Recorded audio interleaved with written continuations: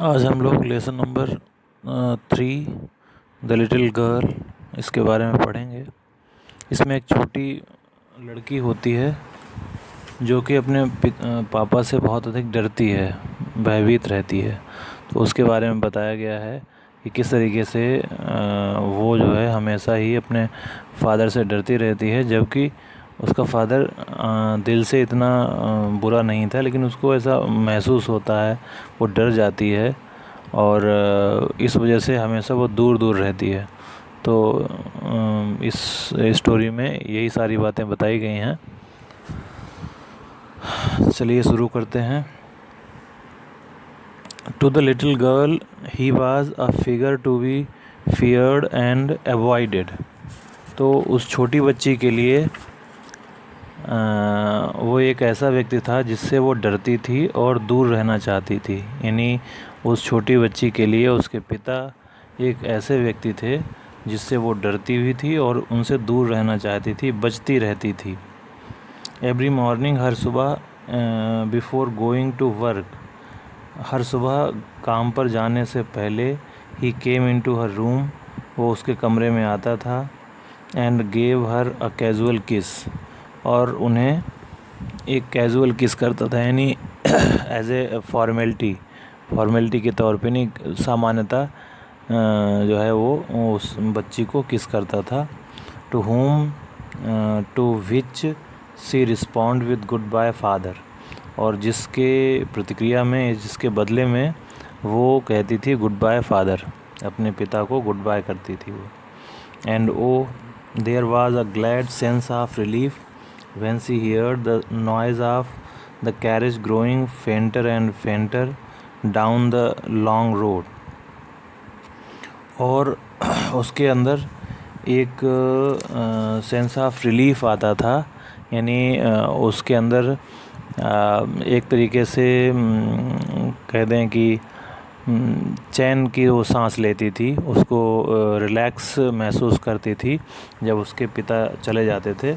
जब उनके पिता की जो गाड़ी है जिस पर वो बैठ के जाते थे, जिस तरीके से दूर होती चली जाती थी, यानी वहाँ से चली जाती थी, तो वो चैन की सांस लेती थी, या फिर उसको जो है अच्छा महसूस होता था, वो अपने आप को रिलैक्स महसूस करती थी जब उसके फादर काम पर चले जाते थे। इन द इवनिंग, शाम के समय, व्हेन ही केम होम, जब वो घर वापस आते थे, she stood near the staircase, तो वो सीढ़ियों के पास खड़ी होती थी। And heard his loud voice in the hall, और वो उसकी तेज़ आवाज़ को सुनती थी। हॉल में उसके फादर जो है तेज़ ज़ोर ज़ोर से बोलते हैं, तो उसकी आवाज़ को वो सुनती थी। Bring my T into the drawing room, और वो कहते थे कि bring my T into the drawing room में मेरी चाय ले आओ। हैज़न्ट द पेपर कम येट, क्या अभी तक अखबार नहीं आया। मदर, माँ, गो एंड सी, जाओ और देखो, if my papers out there, देखो कि मेरा पेपर वहाँ पर है क्या। And bring me my slippers, और मेरे स्लीपर्स भी ले आओ।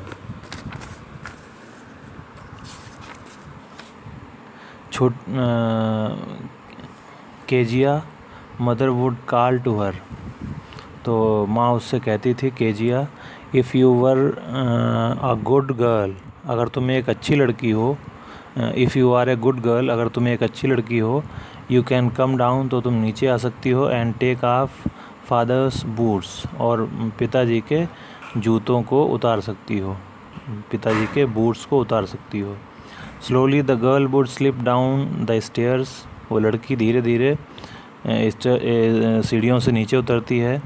मोर स्लोली, और अधिक धीरे से। स्टिल अक्रॉस द हॉल, धीरे से वो हॉल को पार करती है। And push open the drawing room door, और ड्राइंग रूम का जो दरवाज़ा है उसे धक्का देकर खोलती है।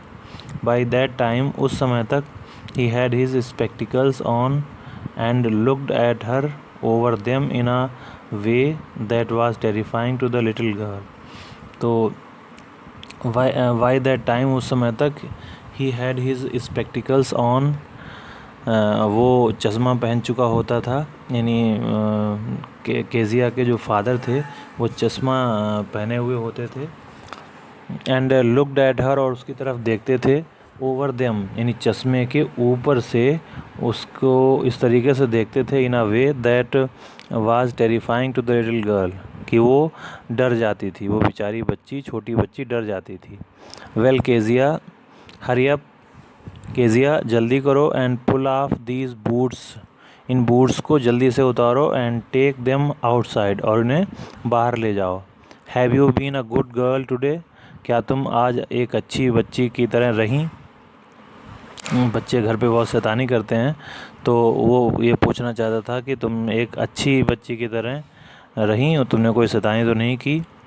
तो केजिया रिप्लाई करती है, आई डोंट नो फादर। तो इसमें जो है वो हकलाते हुए कहती है कि मैं नहीं जानती पिताजी। तो you d d don't know, यानी तुम नहीं जानती हो। If you stutter like that mother will have to take you to the doctor. तो जिस तरीके से हकला के वो मना करती है कि नहीं नहीं मैं नहीं जानती, इस तरीके से जो है केजिया अपने पिता को बताती है। तो उसके पिता कहते हैं, इफ़ यू स्टटर, अगर तुम इस तरीके से हकलाओगी लाइक दैट, इस तरीके से, mother will have to take you to the doctor, तो मदर निश्चित रूप से तुम्हें डॉक्टर के पास लेकर जाएगी। She never stuttered with other people, अन्य लोगों से वो इस तरीके से हकलाकर बात नहीं करती थी। Had quite given it up, अन्य लोगों से वो बहुत ही आसानी से, बहुत सरल तरीके से बात करती थी। बट ओनली विद फादर, लेकिन वो अपने पिता के साथ ही इस तरीके से हकलाती थी। बिकॉज, क्योंकि then she was trying so hard to say the words properly, क्योंकि जब वो अपने पिता के सामने होती थी तो वो शब्दों को बहुत अच्छे ढंग से कहने का बहुत अधिक प्रयास करती थी, इसलिए ऐसा होता था। व्हाट्स द मैटर, क्या बात है, क्या मामला है। What are you looking so wretched about, तो पिता ने कहा कि, केजिया के फादर ने कहा कि व्हाट्स द मैटर, क्या मामला है।